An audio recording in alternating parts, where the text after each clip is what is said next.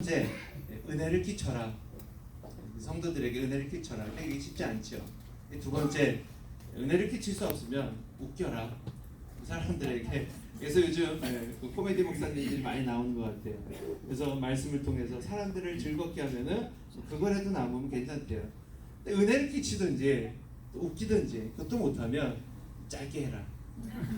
그래서 제가 그래서 어디를 가서 이제 이렇게 많이 이렇게 설교를 해보면은 은혜를 끼치는 것도 잘 안 되고 웃기는 것도 잘 안 되는데 짧게 하니까 많은 분들이 은혜 받았다 그러시더라고요. 그래서 오늘 제가 세 번째를 들고 왔습니다. 그래서 말씀이 굉장히 짧은데 제가 말씀하기보다는 오늘 대한민국 건국 70주년 기념 또 예배이기 때문에 저는 개인적으로 이 동영상을 통해서 참 도전을 많이 받았습니다. 아마 대한민국의 지금 세대들은, 젊은 세대들은 미국하고 북한의 싸움 어디 편들 거냐, 북한 편들겠다는 아이들이 굉장히 많더라고요.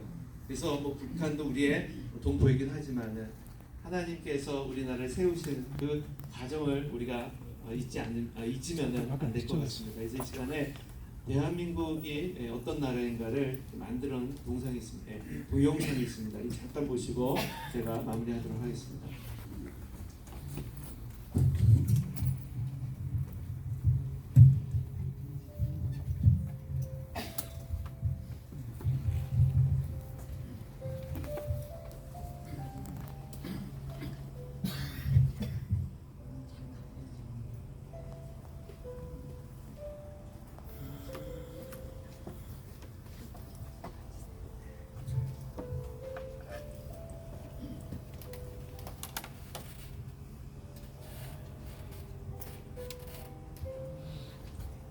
혹시 불 좀 잠깐 끌 수 있을까요?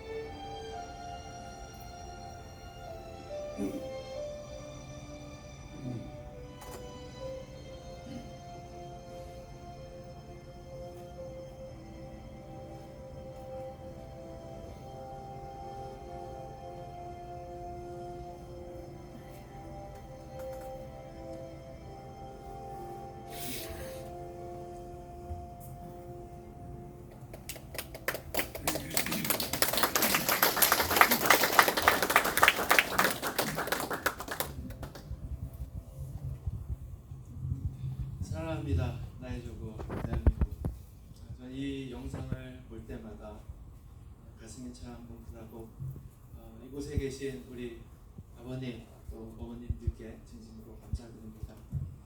세계에서 가장 못 사는 나라였던 그 대한민국을 참 그 피땀 어린 그 헌신으로 나라를 이렇게 저희들에게 자랑스러워할 수 있는 그런 나라로 물려주셨습니다.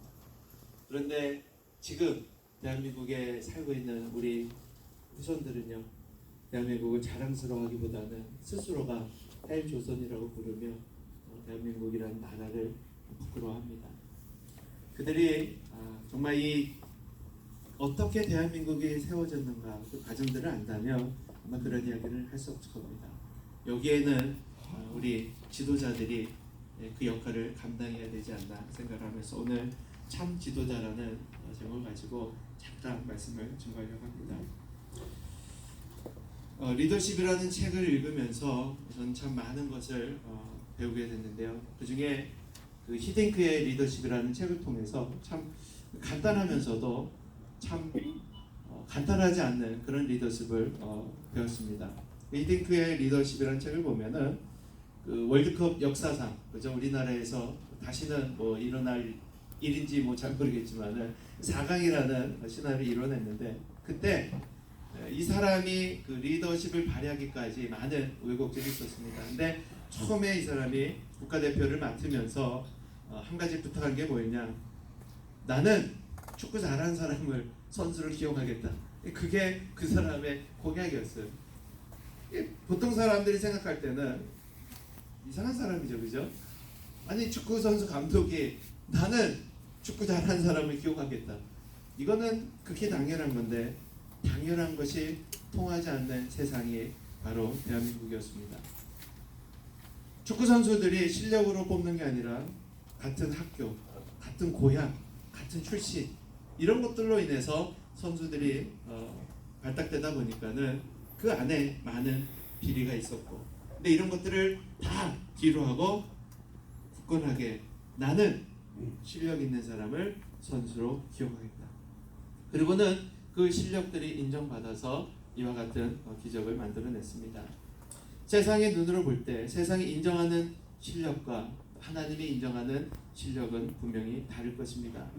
오늘 본문을 보면은요, 하나님이 엘리사를 통해서 왕을 세우는 그 과정이 그렇게 있습니다. 이 본문을 다 이야기를 할 수 없겠지만은 누가 한 나라의 왕이 될 수 있습니까? 왕의 혈통을 이어받은 사람, 국가의 왕의 교육을 받은 사람, 나라를 잘 다스릴 수 있는 그런 사람이 왕으로 선출이 됩니다. 그런데 하나님이 엘리사를 통해서 예후를 왕으로 선택을 합니다. 그 과정을 통해서 오늘 우리가 배울 수 있는 것은 뭐냐? 누가 왕이 될 수 있는가? 세상은 사람들에게 인기가 많고 사람들 위에 군림하고 또 실력이 좋은 그런 사람들을 왕으로 선출하지만은 하나님의 방법, 하나님의 그 사람들은요, 바로 이러한 과정을 통해서 왕으로 선출될 수 있습니다. 그 과정 속에서 가장 중요한 게 뭔가? 하나님이 세운 사람이 리더로 앉아야 된다는 겁니다.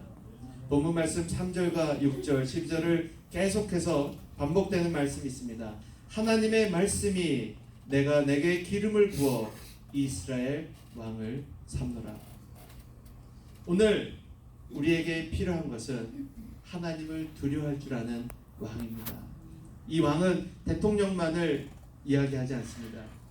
가정의 가장, 학교의 교장, 또 회사의 사장, 나라를 다스리는 그 많은 정치인들, 그들이 정말 참된 리더로 그 실력을 발휘하기 위해서는 하나님을 두려워할 줄 알아야 된다는 겁니다. 그런데 사람들이 하나님을 두려워하기보다는 사람들의 눈치를 봅니다. 이러한 리더는 참 리더로, 또 하나님께 칭찬받는 리더로 사용받을 수가 없습니다. 오늘 우리가 모여서 기도할 때 이 한 나라를 다스리고 또 어떠한 그 업체나 또 어떤 단체를 지도하기 위해서는 하나님이 세우신 그 리더들이 선출되기를 위해서 기도하고 하나님을 잘 믿는 그런 분들이 리더로 선출될 수 있도록 우리가 그렇게 협조될 줄 믿습니다. 두 번째는 하나님의 지시를 받는 자가 참된 지도자라는 겁니다. 리더로 선출되었을 때 많은 사람들이 자기의 비전을 이야기합니다. 많은 사람들이 자기의 꿈을 이루려고 합니다. 그런데 하나님은 이 왕을 세우면서 그에게 이렇게 이야기합니다. 아합의 집을 치라. 하나님을 두려워하지 않는 그 아합을 치라고 명령합니다. 그가 친했던 사람이든지 그가 원하지 않는 일이 되든지 우리는 때때로 이런 것들을 고민합니다. 내가 하고 싶은 일, 내가 이루고 싶은 일. 그러나 하나님의 참된 지도자는 하나님이 지시하는 일을 행하는 자입니다. 때때로 이것이 나에게 무익함을 가져다주고 때때로 이것이 나에게 사람들에게 공격을 받을 수 있고 때때로 이것이 나에게 많은 손해를 입힌다 할지라도 그것이 하나님이 원하는 일이라면, 하나님이 명령하신 것이라면 그 일을 행할 수 있는 저와 여러분 되기를 원합니다. 마지막으로 참된 지도자는 사람들이 따르는 지도자입니다. 하나님이 세우신 지도자는 분명히 사람들이 따르게 되어 있습니다. 그런데 사람들을 따라가는 지도자는 훌륭한 지도자가 되지 못합니다. 사람들이 따르는 지도자.